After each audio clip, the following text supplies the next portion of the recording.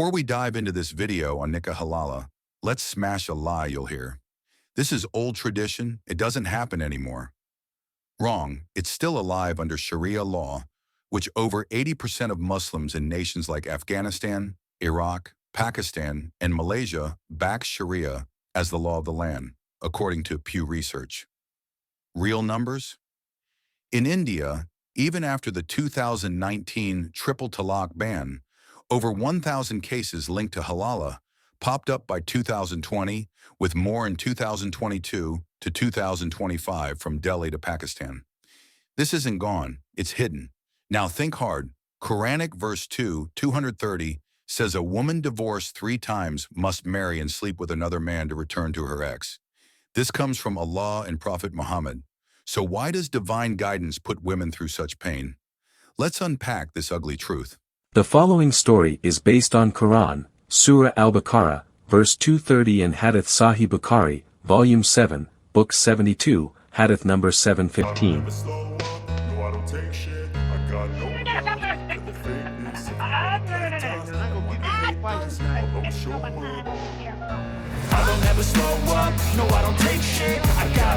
Rifa al-Quratzi quarreled with his wife, and in anger he divorced his wife. If that's what you want, then here. Talaq, talaq, talaq. Huh? You divorce me so easily, just like that? How about our children? Oh.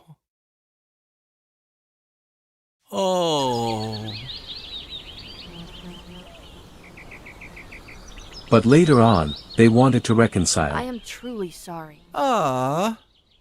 감사를. Oh. 화내지. I was impetuous when I said those 3 words. I shouldn't do that. I'm very sorry. We should get back together again. I wanted to save our family, but can we do so after those 3 words? But remember the truth Allah said in Quran, Surah Al-Baqarah, verse 230, that if he, the husband, had divorced her, the wife 3 times, then she is forbidden to him, until she marry another husband. Then if the new husband divorce her, there is no blame upon the woman and her former husband to remarry if they like to do so. Did he really say that? I'm afraid so. Oh, no. Do I have to find a man to marry, just to get back to you? What is the purpose of this bizarre and complicated law? In Islam, after the 3rd time the word of talaq is pronounced, the divorce is irrevocable. The woman has to marry another man, got divorced, before she can remarry her first husband.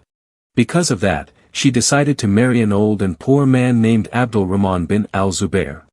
I will marry you, and your dowry is this fringe of veil. Oh. Is that all you got?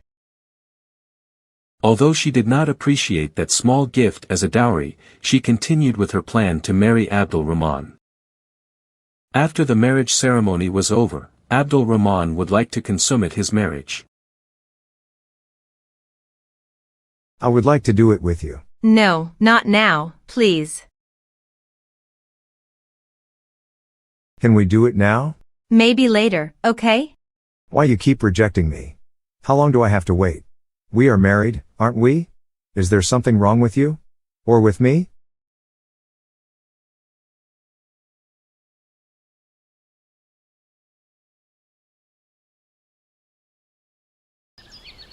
I don't mean to be disrespectful to Abdul Rahman, but this is a very difficult and awkward situation for me. I'm forced to do sexual intercourse with a stranger to save my family. In this case, my opinion doesn't matter, my feelings don't matter, my whole existence doesn't matter. I have to let my own body be used against my will to solve a problem that was not even caused by me. This is totally unfair and I can't get any justice. Eventually Abdul Rahman realized that his new wife has no interest to have an intimate with him. He was enraged at her. You intentionally rejected me, so I would divorce you, and then you can return to Rifa'ah. That's your plan, right? Oh no, I think you misunderstood.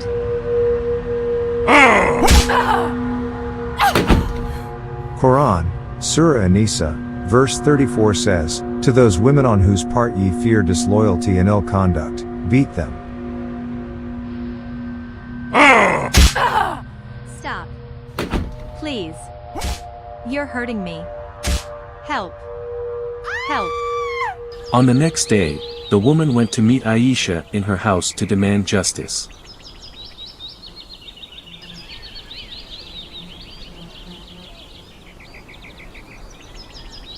Assalamu alaikum, Aisha. Wa alaikumus salam.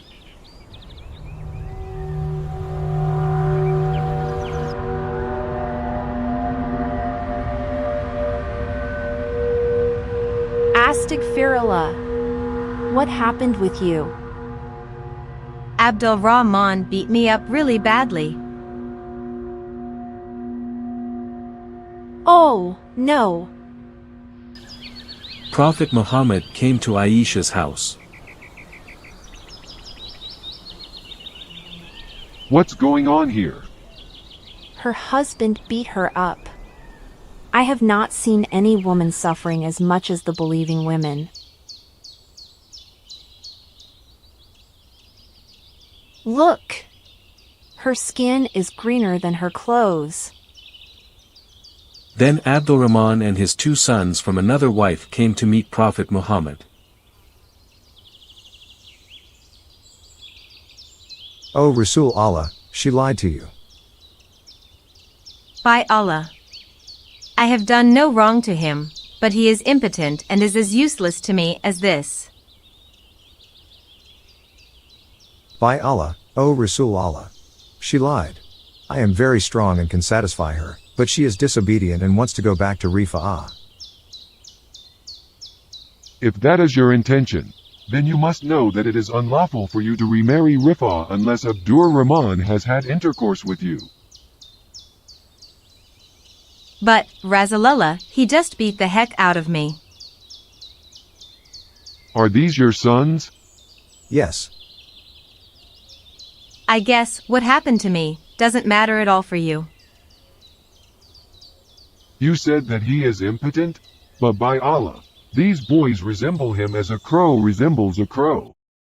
The illiterate prophet thought that impotency is equal with infertility. According to Prophet Muhammad, if a husband already divorced his wife by saying Talaq 3 times, it is not possible for him to reconcile with his wife anymore. To remarry the first husband, the woman has to marry and have sex with a different man first, and then get divorced, and after that, she can remarry her first ex-husband.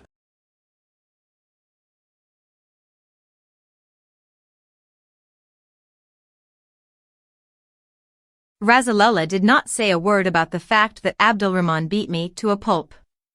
Where is justice for a woman like me? Quran, Surah An-Nisa, verse 34 gave men excuse to abuse their women forever. Why do I have to get married to a man with the intention to get divorced so that I can remarry Rifa'ah? Yes. What's the meaning of the second marriage then? In Nikah Halala, the requirement to do sexual intercourse with another man is not symbolic. Prophet Muhammad was very clear in Quran, Surah Al-Baqarah, verse 230 that the interim marriage must be consummated. This command is utterly degrading to the woman, who may have done nothing to merit her husband's rage, yet must bear the brunt of his temper in the most humiliating way. This is certainly irrefutable evidence that sexism is deeply rooted in Islam.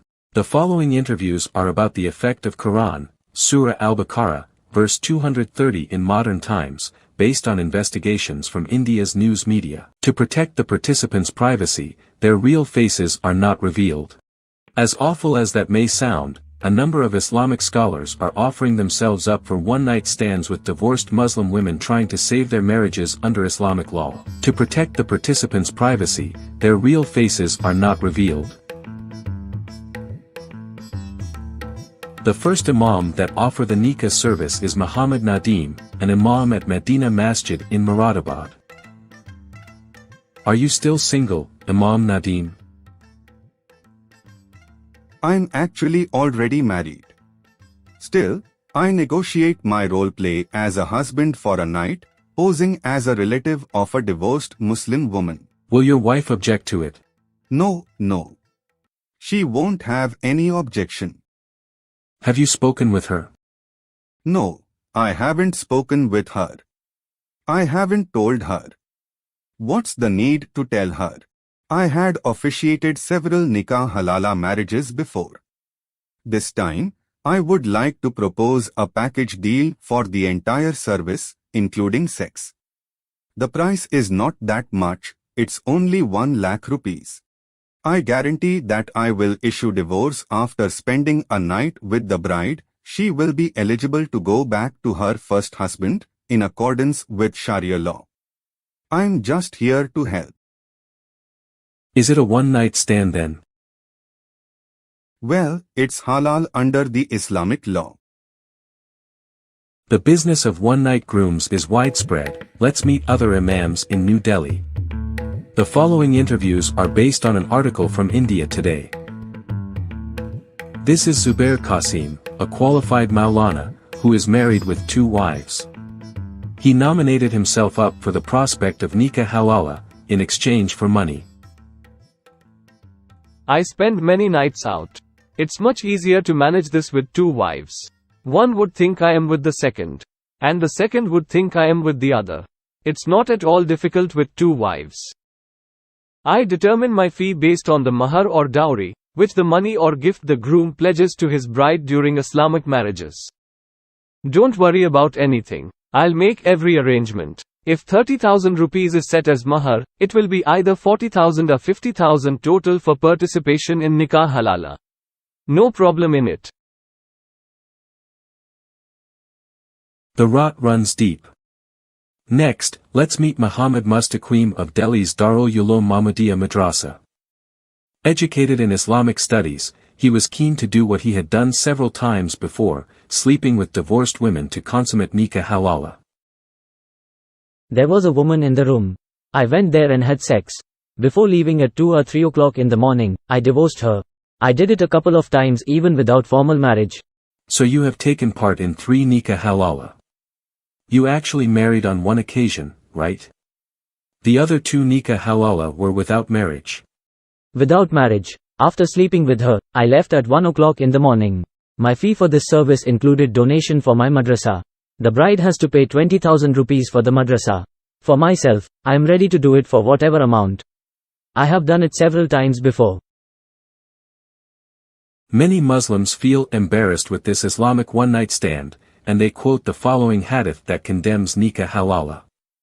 Sunan Abi Dawud, number 2076. Narrated Ali ibn Abu Talib. The Prophet said, "Curse be upon the one who marries a divorced woman, with the intention of making her lawful for her former husband, and upon the one for whom she is made lawful." But this hadith contradicts Quran, Surah Al-Baqarah, verse 230, which clearly says that the Muslim woman can remarry her first husband after her second husband divorced her. Based on the event behind verse 230 and its requirement, Muslim women seeking for halala services face the risks of being sexually exploited, blackmailed or financially exploited. But what should Muslim woman do to get back to her first husband? And how about the beating that I suffered because of this nikah law? If you are a woman, asking justice from that misogynist prophet is just like pulling teeth.